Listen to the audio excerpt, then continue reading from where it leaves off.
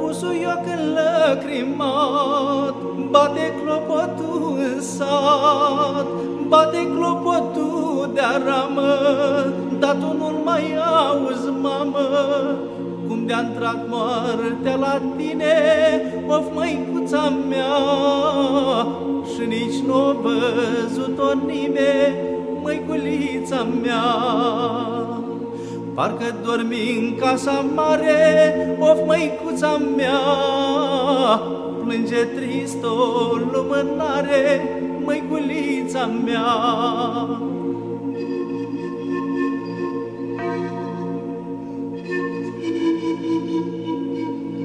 Te-ai împodobit, măicuță, cu rochie nou-nouță, cu pantofi noi și basma.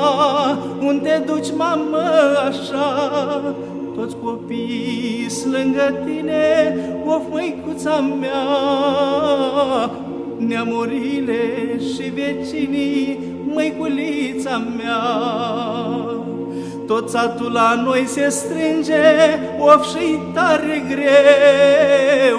Plouă încede, parcă-ar plânge chiar și Dumnezeu. Sfinte Dumnezeule, Sfinte tare, Sfinte fără de moarte, miluiește-ne pe noi. Sfinte Dumnezeule, Sfinte tare, Sfinte fără de moarte, miluiește-ne pe noi. Sfinte Dumnezeule, Sfinte tare, Sfinte fără de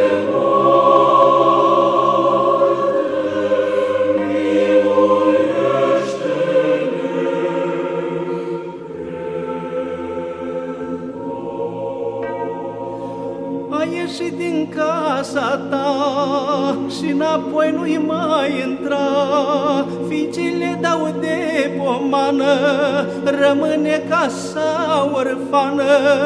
Frumos cântă preotul, of, măicuța mea, of, că-mi rupe sufletul, măiculița mea. Plâng surorile și frații, of, că jalea-i grea. Tata plânge ca bărbații, doar cu inima.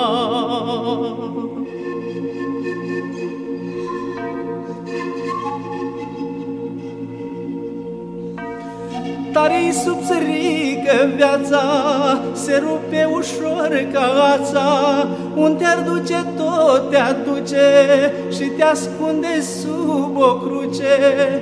Busuioc înlăcrimat, of, măicuța mea, bate clopotul în sat, măiculița mea.